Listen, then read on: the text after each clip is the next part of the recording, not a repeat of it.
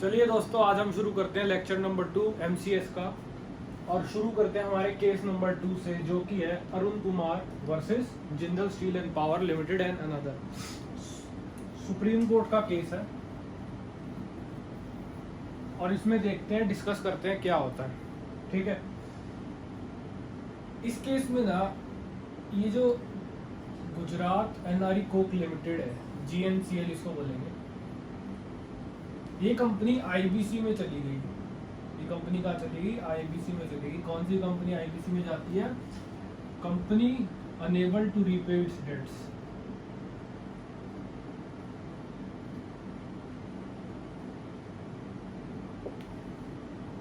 ये company IBC में चली गई और इसका क्या चल रहा है? Corporate insolvency resolution process. इस कंपनी का ना कोई रेजोल्यूशन प्लान नहीं आया 270 दिन तक। तो क्या हुआ? कोई रेजोल्यूशन प्लान नहीं आया 270 दिन तक, तो ये कंपनी कहाँ चली गई? लिक्विडेशन में। NCLT ने क्या ऑर्डर कर दिया? इस कंपनी का लिक्विडेशन। अब इसका लिक्विडेशन प्रोसेस चल रहा है। तो उस लिक्विडेशन प्रोसेस में हुआ क्या, ये देखो। लिक्विडेशन प्रोसेस में इनके प्रमोटर भाई साहब क्या करते हैं? इस कंपनी का प्रमोटर कौन है? अरुण कुमार। ये क्या करते हैं?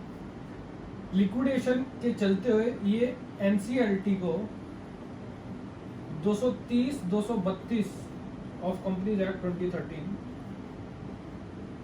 230 में कॉम्प्रोमाइज अरेंजमेंट की एप्लीकेशन लगा देते हैं। क्या कर देते हैं कि हमें कॉम्प्रोमाइज अरेंजमेंट करना है, और NCLT इनकी एप्लीकेशन को एक्सेप्ट कर लेता है।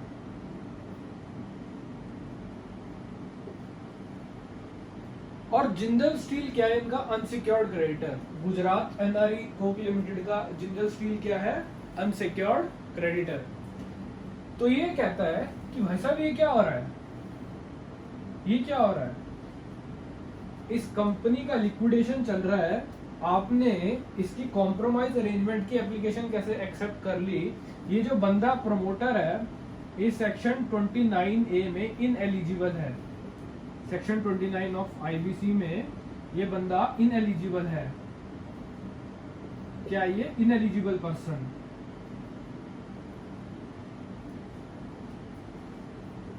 अरुण कुमार जो प्रमोटर है, ये रेजोल्यूशन प्लान सबमिट नहीं कर सकता।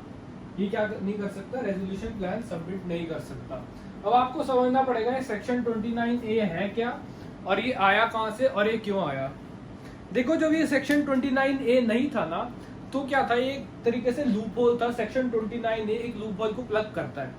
सेक्शन 29A क्या बोलता है? सेक्शन 29A पहले तो समझते हैं कि जब नहीं था तो क्या क्या सिचुएशन था।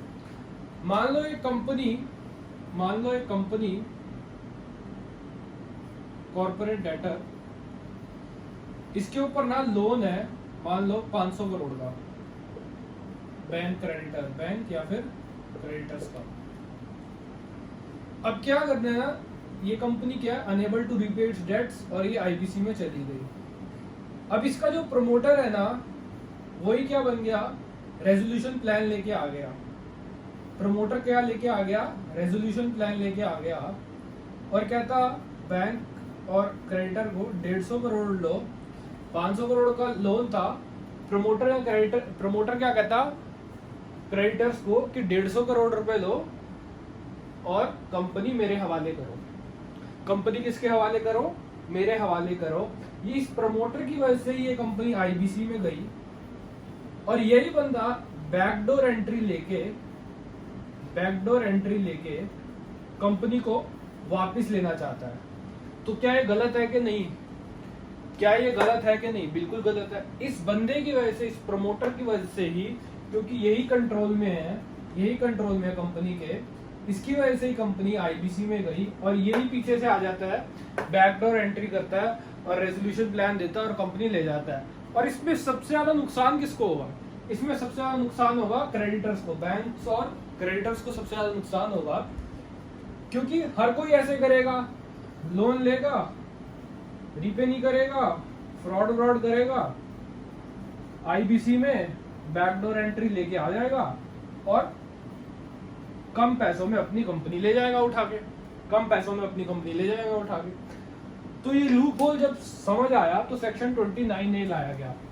सेक्शन 29A ये बोलता है कि जिन लोगों की वजह से कंपनी आईबीसी में गई है, जिन लोगों की वजह से आईबीसी में कंपनी गई है, वो लोग रेजोल्यूशन प्लान नहीं दे सकते, वो लोग रेजोल्यूशन प्लान नहीं दे सकते, they are ineligible to give resolution plan.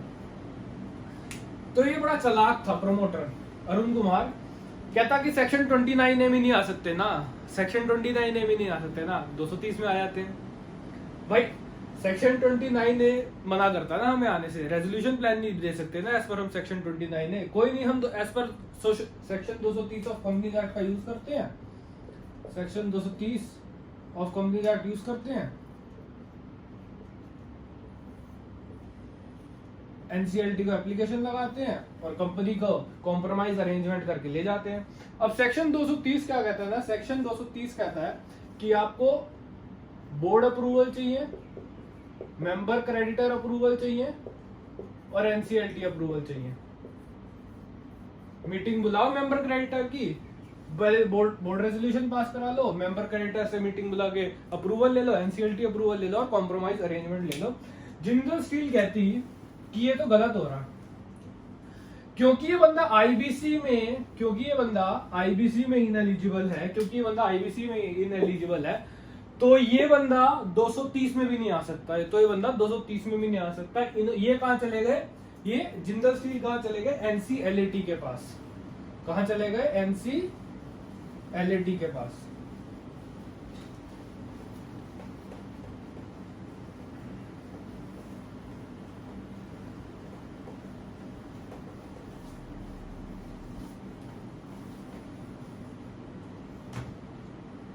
Jindal steel कहां चले गए, एनसीएलटी के पास। एनसीएलटी बोला यार बात तो ठीक है इनकी, बात तो जिंदल स्टील की ठीक है कि ये बंदा अगर सेक्शन 29A ऑफ आईबीसी में इनएलिजिबल है तो इसको हम 230 ऑफ कंपनीज एक्ट 2013 में भी नहीं आने देंगे, 230 232 के रूट से भी नहीं आने देंगे। तो एनसीएलटी ने क्या किया, एनसीएलटी का जो इन्होंने अप्रूवल दी थी उसको रिवर्स कर दिया, इसको क्या कर दिया, रिवर्स कर दिया। एनसीएलटी ने क्या कर दिया, इसके डिसीजन को, एनसीएलटी के डिसीजन को रिवर्स कर दिया और बोला कि अरुण कुमार तुम गलत हो, नहीं आ सकते तुम, तो अगर तुम सेक्शन 29A में अगर इनएलिजिबल हो तो तुम 230 232 के भी रूट से नहीं आ सकते। अरुण कुमार चला गया सुप्रीम कोर्ट के पास। अरुण कुमार कहां चला गया, एनसीएलटी के बाद सुप्रीम कोर्ट के पास। अब सुप्रीम कोर्ट के पास दो सवाल थे, सुप्रीम कोर्ट के पास दो सवाल का जवाब देना था। वो दो सवाल क्या है वो मैं बताता हूं आपको।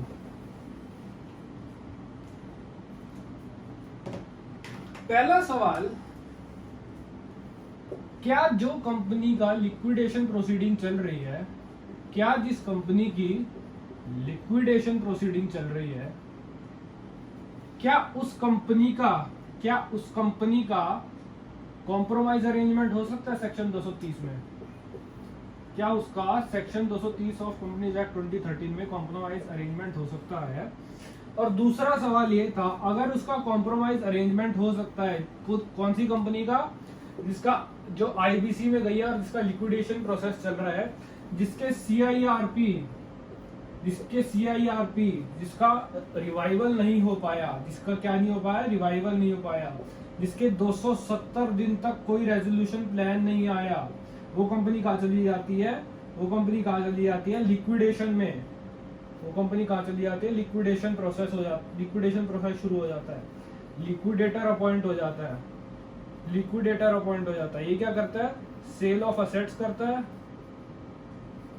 और पेमेंट ऑफ लायबिलिटीज करता है। तो सवाल आया, जो कंपनी लिक्विडेशन में चली जाती है क्या उसका कॉम्प्रोमाइज अरेंजमेंट हो सकता है? ऐसी कंपनी का कॉम्प्रोमाइज अरेंजमेंट हो सकता है जो लिक्विडेशन प्रोसेस में चल रही हो। तो ये दो सवाल है, इन दो सवाल का हमें जवाब देना है, इन दो सवाल का हमें जवाब देना है।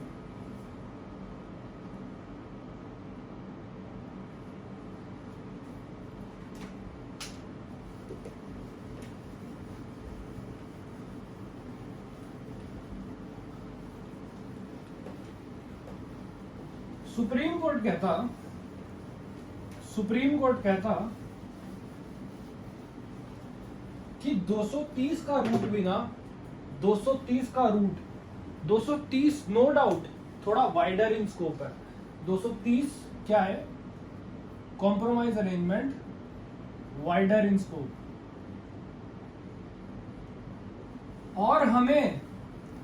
और हमें इसको स्टैंड अलोन नहीं पढ़ना। इसको क्या स्टैंड अलोन नहीं पढ़ना, हमें इसकी क्या लेनी है? Harmonious interpretation. क्या लेनी है? Harmonious interpretation. क्या लेनी है इसकी? Harmonious interpretation. अगर हम इसकी हार्मोनियस इंटरप्रिटेशन लें, अगर हम इसकी क्या लें? हार्मोनियस इंटरप्रिटेशन लें, तो 230 और आईबीसी को साथ पढ़ें तो 230 भी क्या एक रिवाइवल का तरीका ही है। क्या एक रिवाइवल का तरीका है। यहाँ पे क्या होता है? कॉम्प्रोमाइज और अरेंजमेंट होता है। क्या होता है? कॉम्प्रोमाइज होता है। किसके साथ? मेंबर्स के साथ, क्रेडिटर्स के साथ, मेंबर्स की क्लास के साथ, क्रेडिटर्स की क्लास के साथ। तो ये भी क्या है? एक रिवाइवल का तरीका ही तो है। तो अगर कोई कंपनी लिक्विडेशन में चली गई है, तो क्या ये अच्छा नहीं है कि उसको डेथ से बचा लें? क्या ये अच्छा नहीं है कि उसको डेथ से बचा लें? क्या अच्छा नहीं है कि उसको, अगर कॉम्प्रोमाइज अरेंजमेंट हो जाता है, और कंपनी बच जाती है, तो इससे बेटर क्या है? इससे बेटर कुछ भी नहीं है। तो सुप्रीम कोर्ट कहता है कि जो कंपनी लिक्विडेशन प्रोसीडिंग में, जिसका लिक्विडेशन प्रोसेस चल रहा है, उसका 230 में कॉम्प्रोमाइज अरेंजमेंट हो सकता है, अलाउड। पहला क्वेश्चन समझ आ गया? पहले क्वेश्चन में क्या है? अलाउड है। अब दूसरा क्वेश्चन क्या था कि क्या जो प्रमोटर हैं जो कि इनएलिजिबल हैं, या प्रमोटर या फिर जो कंपनी के कंट्रोल में है, जिनकी वजह से कंपनी आईबीसी में गई है, क्या वो कॉम्प्रोमाइज अरेंजमेंट कर सकते हैं? अगर ऐसा अलाउ कर दिया जाए तो क्या लूप होल नहीं बन जाएगा? अगर जो बंदा इनएलिजिबल है सेक्शन 29A में, अगर इसको 230 230 में आने के लिए अलाउ कर दें, तो चाहे कान एक साइड से पकड़ लो या दूसरी साइड से पकड़ लो, बात तो एक ही बात है। ये कहेंगे ठीक है आईबीसी में नहीं आते हम कंपनीज एक्ट 2013 में आ जाते हैं। भाई हमें तो कंपनी उठा के लेके जानी है ना, हमें तो बैकडोर एंट्री करनी है, हमें तो कंपनी उठा के लेके जानी है सस्ते में। हमने 500 करोड़ का लोन लिया था, 150 करोड़ में हम कंपनी उठा लेंगे, हम 230 के रूट से आ जाएंगे। तो सुप्रीम कोर्ट कहता कि ये गलत है। जो लोग इनएलिजिबल हैं 29A में, वो क्या है? 230 में कॉम्प्रोमाइज अरेंजमेंट भी नहीं ला सकते। वो क्या है? 230 में कॉम्प्रोमाइज अरेंजमेंट भी नहीं ला सकते। ये डिसाइड हुआ था सुप्रीम कोर्ट की तरफ से इस केस में। दोस्तों अगला जो हमारा केस आ रहा है ना, केस नंबर 3, वो है Brillio technologies private limited versus ROC. ये case reduction of share capital section 66 of companies act 2013 के साथ डील करता है। इसमें हुआ क्या समझो, इसमें एक कंपनी थी, उसको क्या करना था ना, अपने शेयर होल्डर्स का, जो नॉन प्रोमोटर शेयर होल्डर्स थे, उनको उनका रिडक्शन ऑफ शेयर कैपिटल करना था। बेसिकली सिलेक्टिव रिडक्शन करना था।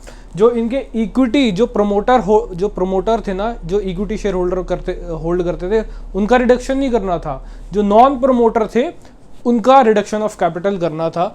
तो कंपनी को अप्रॉक्सीमेटली 18.5 लाख शेयर्स का रिडक्शन ऑफ शेयर कैपिटल करना था, और वो थे ₹1 के भाव पे। और कंपनी जो कंसिडरेशन पे कर रही थी ना उन्हें, वो अप्रॉक्सीमेटली 5.61 करोड़ था। कितना था? अप्रॉक्सीमेटली 5.61 करोड़। तो एज पर सेक्शन 66 कंपनी को बीआर चाहिए, एसआर चाहिए और एनसीएलटी अप्रूवल चाहिए।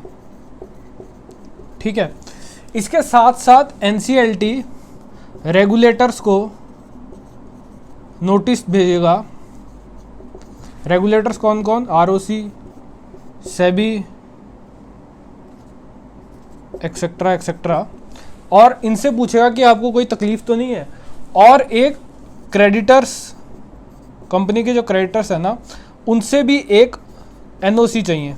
उन्हें उनसे भी क्या चाहिए? एनओसी चाहिए। उनसे भी क्या चाहिए? एक नॉन ऑब्जेक्शन, हमें क्या चाहिए? नॉन ऑब्जेक्शन कंसेंट सर्टिफिकेट बोल सकते हैं उसे, कंसेंट एफिडेविट बोल सकते हैं उसे, कंसेंट लेटर बोल सकते हैं उसे, कि हमें इस रिडक्शन ऑफ शेयर कैपिटल से कोई तकलीफ नहीं है।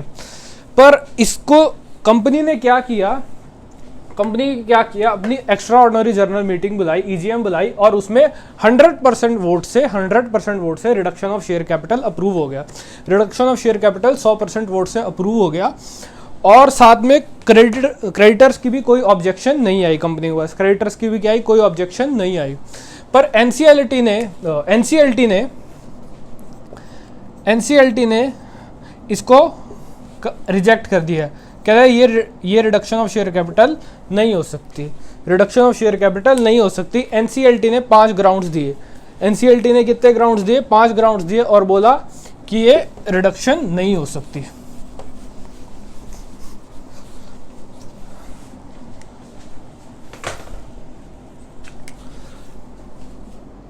एनसीएलटी ने सबसे पहले बोला कि एक तो कोई प्रॉपर रीजन नहीं है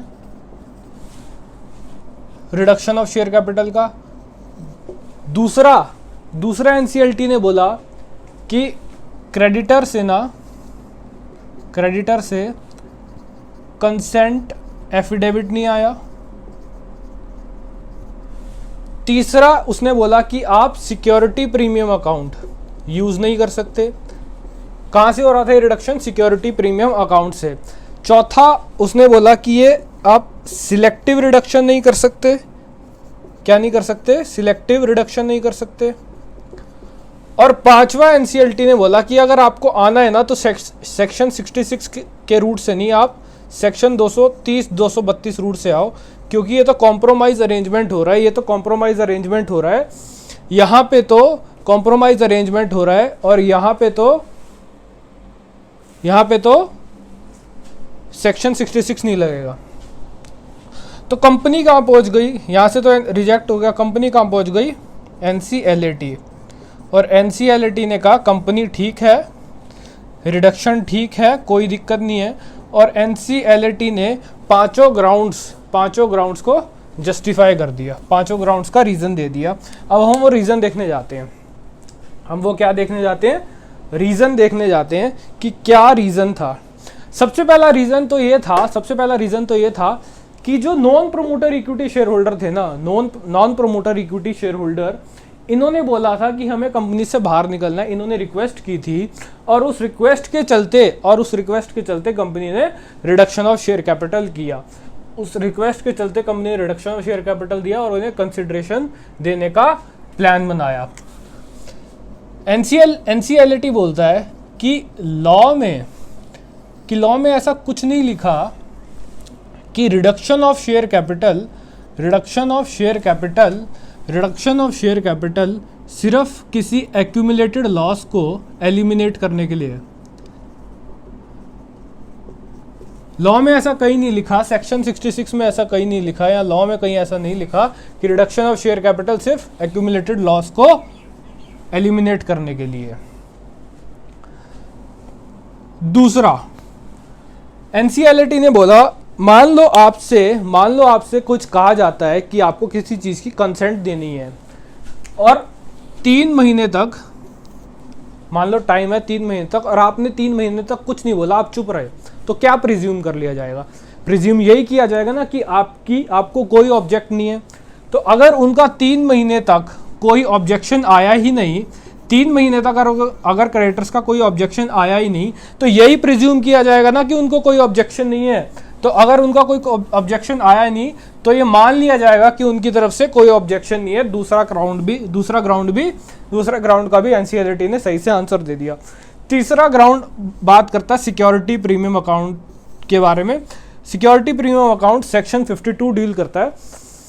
एनसीएलटी बोलता है कि अगर हम सिर्फ सेक्शन 52 सबसेक्शन 2 में जो 4-5 चीजें दे रखी हैं, जो 4-5 चीजें दे रखी हैं सिर्फ उनके लिए सिक्योरिटी प्रीमियम अकाउंट यूज करेंगे, तो इसका मतलब तो किसी और चीज के लिए सिक्योरिटी प्रीमियम अकाउंट यूज ही नहीं कर सकते। इसका मतलब किसी और चीज के लिए तो सिक्योरिटी प्रीमियम अकाउंट यूज ही नहीं कर सकते।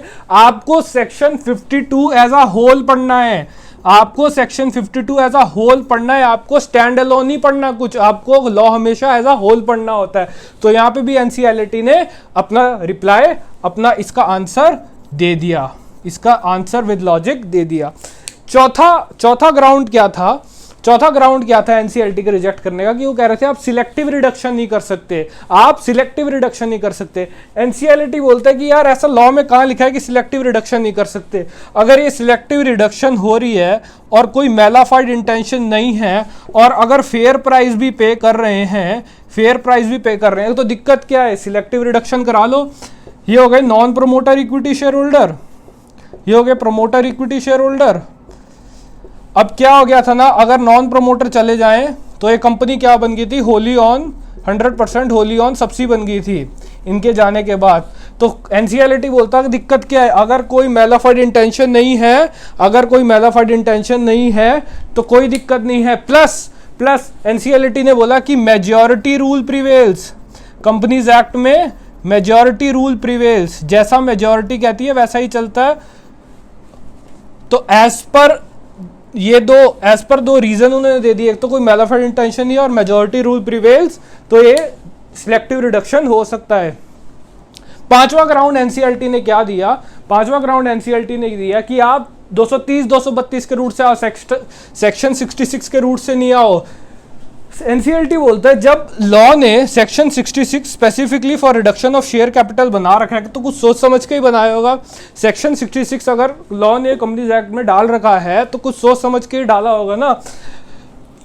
अगर कोई company reduction of share capital कर रही है तो 230 232 से क्यों आए जब सेक्शन 66 ऑलरेडी गिवन है? जब सेक्शन 66 ऑलरेडी हमारे पास है तो हम 230 232 कॉम्प्रोमाइज अरेंजमेंट से क्यों आए? तो पांचवे का भी हमने आंसर दे दिया, पांचवे ग्राउंड का भी आंसर एनसीएलटी की तरफ से मिल गया कि जब सेक्शन 66 है रिडक्शन ऑफ शेयर कैपिटल के लिए तो हम 230 232 से क्यों आए कोई भी।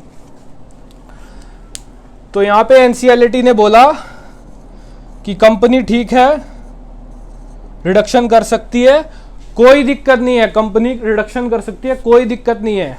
अब हमारा आता है case number 4। Case number 4 Vijaya Sai poultries private limited, Vijaya Sai poultries private limited versus Vemulapalli Sai Paramela and others.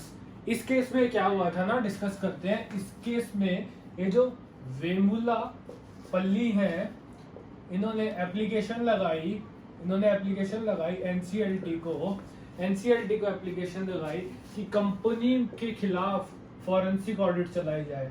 Company के खिलाफ क्या चलाई जाए? फॉरेंसिक ऑडिट, वो भी कितने साल के लिए? 15 इयर्स के लिए। कंपनी के खिलाफ क्या चलाई जाए? फॉरेंसिक ऑडिट, वो भी कितने साल के लिए? 15 साल के लिए। और एनसीएलटी ने इनके खिलाफ फॉरेंसिक ऑडिट का ऑर्डर दे भी दिया। पर ये मैटर कहां चला गया? एनसीएलटी में। कंपनी ने कहां अपील कर दी? एनसीएलटी में कि हमारे ऊपर फॉरेंसिक ऑडिट 15 साल की क्यों चलाई जा रही है। एनसीएलटी कहता बिल्कुल ठीक बात है, आपके ऊपर हमें भी नहीं समझ आ रहा कि फॉरेंसिक ऑडिट क्यों चलाई जा रही है। एनसीएलटी ने कहा क्या आपके पास रीजंस हैं ऑन रिकॉर्ड? एनसीएलटी से पूछा क्या आपके पास रीजन है ऑन रिकॉर्ड? एनसीएलटी ने कहा नहीं है। एनसीएलटी ने कहा कि आपने वेग एलिगेशन के चलते फॉरेंसिक ऑडिट का आपने क्या कर दिया? ऑर्डर पास कर दिया, वो भी 15 साल की। क्या आप ऐसा कर सकते हैं? Answer is no. Vague allegation क्या थी? Fabrication of share transfer deed and resignation letter और और साइफनिंग ऑफ फंड्स का भी एलिगेशन है, और अपने फैमिली के नाम पे 50 प्रॉपर्टी खरीदने का भी एलिगेशन है, 15 प्रॉपर्टीज। पर इसके खिलाफ कोई आपके पास क्या सबूत है? आपके पास क्या इसके खिलाफ कोई सबूत है? क्या आपके पास कोई डॉक्यूमेंट है? इसके खिलाफ कोई डॉक्यूमेंट ऑन रिकॉर्ड है? आंसर आया नो। आंसर क्या आया? नो। जब आपके पास रीजन ही नहीं है, जब ये एप्लीकेशन ही वेग है, तो आपने कैसे ऑर्डर कर दिया फॉरेंसिक ऑडिट का? सुप्रीम कोर्ट का केस है क्रांति एसोसिएट्स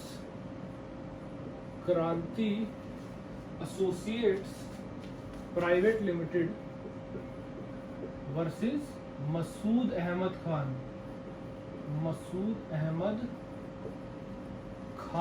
सुप्रीम कोर्ट का ये केस है क्या? Kranti associates private limited versus Masood Ahmad Khan. इसमें क्या डिसाइड हुआ था? इसमें सुप्रीम कोर्ट ने समराइज किया था principles on recording of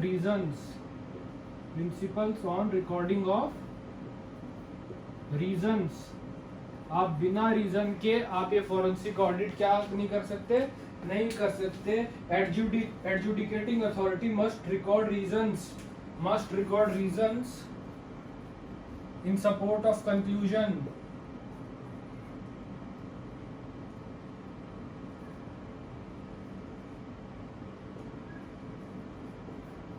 support of conclusion. तो इसमें फाइनल जजमेंट क्या पास हुई कि एनसीएलटी गलत है, फॉरेंसिक ऑडिट नहीं हो सकती वेग एलिगेशंस पे, और इस कंपनी के खिलाफ कोई फॉरेंसिक ऑडिट नहीं होगी। Case number 5, Caledonia jute and fibres private limited versus axis निर्माण इंडस्ट्रीज एंड अदर्स। इस केस में क्या हुआ था ना, इस केस में एक गिरधर ट्रेडिंग कॉरपोरेशन या गिरधर ट्रेडिंग कंपनी थी। इसने क्या किया, एक्सिस के खिलाफ as per section 433 of companies act 1956 winding up petition डाल दी। क्या डाल दी? Winding up petition. High court ने कहा कि इसको आ जाओ भाई, अपीयर हो। एक्सिस अपीयर नहीं हुआ। वाइंडिंग अप पिटीशन डाली क्यों? वही unable to repay its debts, ये इसके पैसे वापस नहीं कर रहा था। ठीक है, और हाई कोर्ट ने कहा कि अपीयर हो जाओ। एक्सिस अपीयर नहीं हुआ, तो हाई कोर्ट ने क्या किया, इसके खिलाफ वाइंडिंग अप ऑर्डर कर दिया on just and equitable ground. Appear तो हुआ नहीं, इसलिए इसने क्या कर दिया, वाइंडिंग अप ऑर्डर कर दिया जस्ट एंड इक्विटेबल ग्राउंड पे। साथ में ऑफिशियल लिक्विडेटर भी अपॉइंट कर दिया, और ऑफिशियल लिक्विडेटर ने क्या किया, इसकी प्रॉपर्टी को अटैच कर लिया। In the mean time axis ने पिटीशन लगाई कि please winding up order recall कर लो, और मेरी कोई इंटेंशन नहीं है इसके पैसे लेके भागने की, इसलिए मैं इसके पैसे रीपे भी कर रहा हूँ। इसने क्या कर दिया, रीपेमेंट कर दिया इन फुल। गिरधर कहता कि मेरे को कोई दिक्कत नहीं है, वाइंडिंग अप ऑर्डर रिकॉल कर लो, मेरे पैसे मिल गए, मेरे को कोई दिक्कत ही नहीं है, वाइंडिंग अप रिकॉल कर लो। पर ऑफिशियल लिक्विडेटर कहता अच्छा ऐसे कैसे? बोला कि तूने सिर्फ इसके पैसे ही नहीं देने, और भी क्रेडिटर्स हैं जिसके तूने पैसे देने हैं। ये पहले बता कि उनके पैसे कब देगा, उसके बाद रिकॉल करवाइए winding up order. Official liquidator ने हाई कोर्ट को कहा वाइंडिंग अप ऑर्डर रिकॉल मत करना, कोई फायदा नहीं है, इसने पैसे बाकियों के दिए नहीं। हाई कोर्ट ने क्या कहा कि वाइंडिंग अप ऑर्डर रिकॉल तो नहीं कर रहे हम, पर हम ऑफिशियल लिक्विडेटर को कहा अभी ना वाइंडिंग अप को होल्ड पे डाल दे, क्या पता पैसे उल्टे दे दे। वाइंडिंग अप को क्या डाल दे, होल्ड पे डाल दे। प्रॉपर्टी तो अटैच करे रख अपने पास, और तू अपॉइंटेड भी रह, पर अभी इसका वाइंडिंग अप होल्ड पे डाल दे। इतने में क्या होता है, इतने में क्या होता है, ये समझ आ गया? इतने में क्या होता है कि एक ये कंपनी आती है पिक्चर में, केल्डोनिया जूट एंड फाइबर्स। ये क्या करती है ना, ये एज पर सेक्शन 7 NCLT में क्या लगाती है, as per section 7 of IBC 2016, ये क्या लगाती है, फाइनेंशियल क्रेडिटर एप्लीकेशन लगा सकता है CIRP के लिए, अगर उसके पैसे नहीं दे रहा तो। अगर इसके पैसे नहीं दे रहा तो क्या कर, इसने क्या लगा दिया, सेक्शन 7 ऑफ IBC में एप्लीकेशन लगा दी।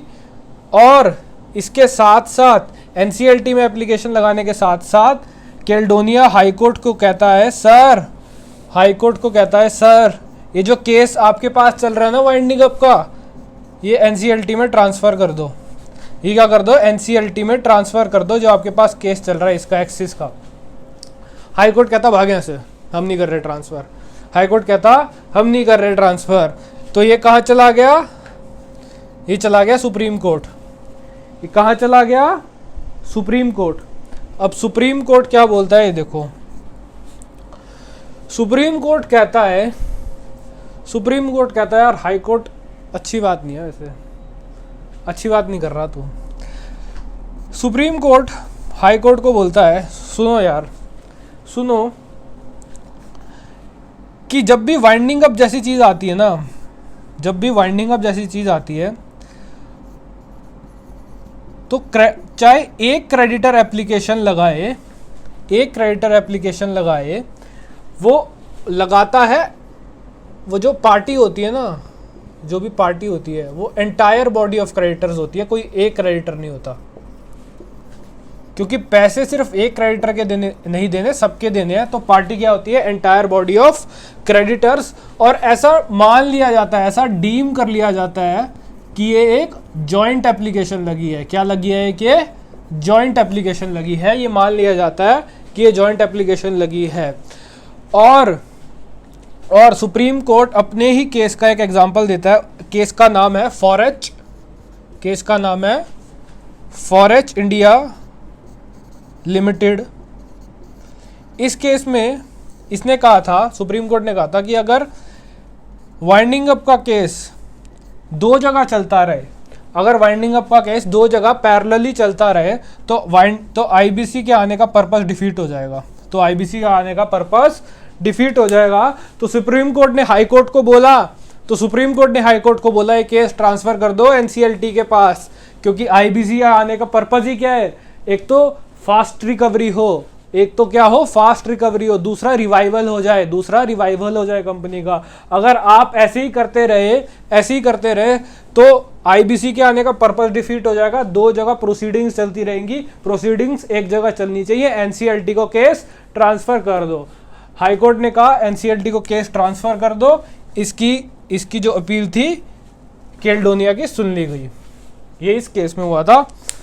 अब आज के लिए इतना ही, बाकी डिस्कस करते हैं नेक्स्ट क्लास में। आशा करता हूँ आपको आज का पूरा लेक्चर समझ आया होगा। देखने के लिए थैंक यू।